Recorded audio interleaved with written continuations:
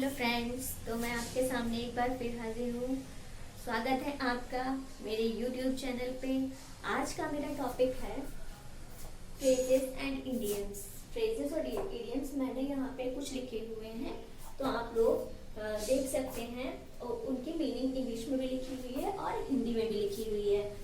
तो अभी हम स्टार्ट करेंगे इनको समझना और उसका हिंदी मीनिंग भी, जिससे आप लोग अच्छे से इनको किसी भी स्टोरी में या कहीं भी यूज कर सकते हैं। और ये अक्सर हमारे हर एग्जाम में पूछे भी जाते हैं, जैसे एसएससी है और टीजीटी, पीजीटी, केबीएस, ऐसे करके हमारे जो भी एग्जाम होते हैं टीचिंग से रिलेटेड है या फिर बैंक से रिलेटेड है, उसमें अक्सर ये सब क्वेश्चंस आते ही रहते हैं फ्रेजेस या इडियम्स के। और हमको ये कहीं ना कहीं 10th 12th में भी काम आते हैं कि इनके बारे में पूछा ही जाता है, इडियम्स और फ्रेजेस।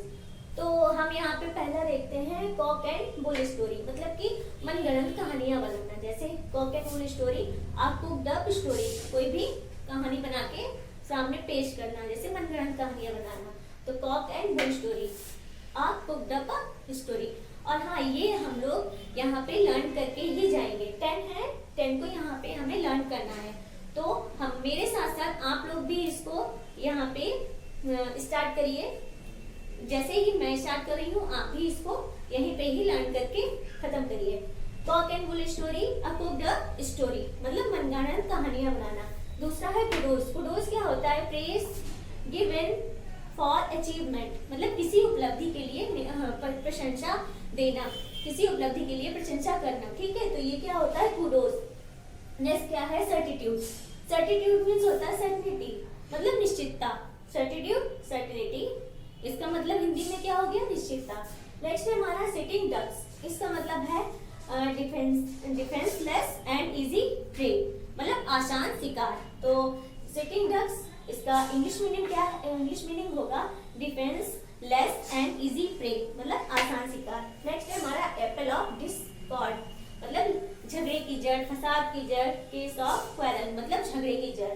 तो ये तो आसान है, apple of discord, case of quarrel. Next है डैगर ड्रॉन, मतलब दुश्मनी की अवस्था, दुश्मनी पैदा करना, in a state of open hostility. Next है हमारा bone of contention, case of quarrel. अभी यहाँ पे भी एक हमने केस ऑफ क्वेरल पढ़ा था, एप्पल ऑफ डिस्कॉर्डर और Discord and bones of contention. तो ये दोनों हमारे क्या है? केस ऑफ क्वेरल, मतलब फसाद की जड़।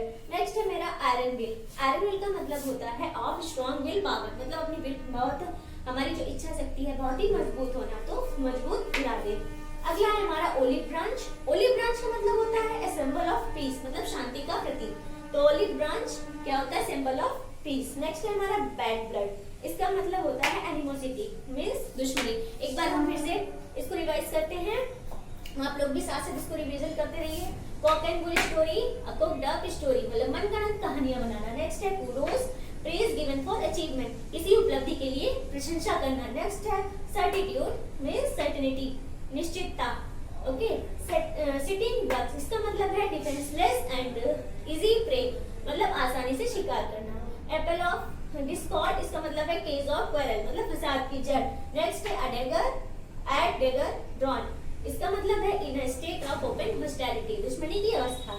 इसके बाद है बोन ऑफ कंटेंशन, मतलब केस ऑफ क्वेरल, इसका मतलब भी होता है झगड़े की, फसाद की जड़।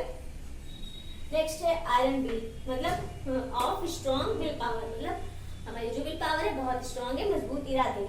ओलिव ब्रांच, शांति का प्रतीक, a symbol of peace. Next है बैड ब्लड, मतलब एनिमोसिटी, इसका मतलब है दुश्मनी। तो चलिए दोबारा से शुरू करते हैं। अभी इससे पहले मैं आपको कुछ बताना चाहूंगी कि ये मैं एक सीरीज स्टार्ट कर रही हूँ। तो आज सीरीज फर्स्ट है, जिसमें मैं कुछ वर्ड्स, फ्रेजेस और इडियम्स लेके आपके सामने आऊंगी। तो अगर आपको ये कुछ फ्रूटफुल लग रहा तो आप लोग प्लीज चैनल पे विजिट किए हैं तो जरूर चैनल को सब्सक्राइब करिए, लाइक करिए और शेयर करिए, जिससे कि मैं और वीडियो ऐसे ला सकूं। तो अभी हम फिर से आते हैं, 10 और हैं। इसके बाद मैं जो सेकेंड सीरीज, थर्ड सीरीज, ऐसे ही करके मैं कुछ वर्ड्स, फ्रेजेस और इडियम्स आपके सामने डेली यहाँ पे रिवीजन और प्रैक्टिस करने लाऊंगी। तो आप लोग भी तैयार रहिएगा रिवीजन के लिए, क्योंकि यही है कि हम लोग जितनी बार चीज़ों को देखते हैं और सुनते हैं और साथ में उसको रिवाइज करते हैं, तो इससे हम लोगों को जल्दी चीज़ें लर्न होती हैं। तो हमारा 11 क्या है, एक्यूज हिल्स, इसका मतलब होता है वीकेस्ट पॉइंट, तो इस सबसे बड़ी कमजोरी। तो यही हमारा क्या है, एक्यूज हिल्स। तो इसके मतलब वीकेस्ट पॉइंट मतलब सबसे बड़ी कमजोरी। दूसरा क्या है, क्लीन स्वेट, इसके मतलब होता है कंप्लीट विक्ट्री, मतलब पूरी तरीके से विजय होना, संपूर्ण जीत। फिर क्या है, स्वान एनिमीज, इसका मतलब होता है आर्क राइवल्स, इसका मतलब जाने दुश्मन, मतलब एक दूसरे के बहुत ज्यादा दुश्मन। तो स्वान एनिमीज मतलब क्या होता है, आर्क राइवल्स, इसके मतलब जाने दुश्मन, एक दूसरे के बिल्कुल दुश्मन बने बैठे हैं। फिर क्या है, head on, in a very direct manner, मतलब सीधे सीधे बात करना। हेड ऑन मतलब हेड टू हेड बात करना, मतलब एकदम तुम हमको बोलो, हम तुमको डायरेक्ट मैनर में बात करना। तो ये हो गया हमारा हेड ऑन। फिर क्या है, एल्बो रूम। एल्बो रूम मतलब होता है फ्रीडम फॉर वर्क, मतलब काम करने की आजादी। एल्बो रूम काम करने की आजादी मतलब फ्रीडम फॉर वर्क। नेक्स्ट हमारा क्या है, टिट फॉर टैट, ये सबको पता है, इजी है, जैसे को तैसा। एंड इक्विवेलेंट इन रिटर्न, ये रहा इसका इंग्लिश मीनिंग। क्या है, टिट फॉर टैट का English meaning, and equivalent given in return, जैसे को तैसा। फिर क्या है, टूथ एंड नेल, इसके मतलब क्या होता है, पूरी जी जान लगा देना, मतलब टूथ और नेल मतलब टूथ दांत से लेके नाखून पूरी तरीके से जी जान लगा देना कुछ भी करने में। विद ऑल अवेलेबल मीन्स, मतलब जितने भी अवेलेबल साधन है सारे साधन लगा के हमको जी तोड़ मेहनत करके पूरी जान लगा के एग्जाम को क्वालिफाई करना है ना। तो इसका ये मतलब हुआ टूथ एंड नेल। नेक्स्ट हमारा क्या है, एडवर्सरी, इसके मतलब होता है एन एनिमी और अपोनेंट, मतलब प्रतिद्वंदी। जैसे एक टीम होती है तो सामने वाली टीम क्या होती है, अपोनेंट होती है, हमारी प्रतिद्वंदी होती है। तो इसका एडवर्सरी मीन्स क्या होता है, एन एनिमी और अपोनेंट मतलब दुश्मन, और इसको हम प्रतिद्वंदी भी कह सकते हैं। अनयूज्ड मतलब होता है नॉट हैबिचुअल, मीन्स क्या हुआ, मतलब आदी ना होना, अनयूज्ड होना उसके लिए। फिर रिटेलिएशन मीन्स क्या होता है, रेसिप्रोकेट करना, मतलब जवाबी कार्यवाही। तो हम फिर से एक बार इसको रिवाइज करते हैं, इसका रिवीजन स्टार्ट करते हैं, आप लोग भी साथ में रिवाइज करिए। एक्यूज हिल, वीकेस्ट पॉइंट, सबसे बड़ी कमजोरी, इसका हिंदी मीनिंग है। फिर क्या है, क्लीन स्वेट, इंग्लिश मीनिंग है इसका, अ कंप्लीट विक्ट्री मतलब संपूर्ण जीत।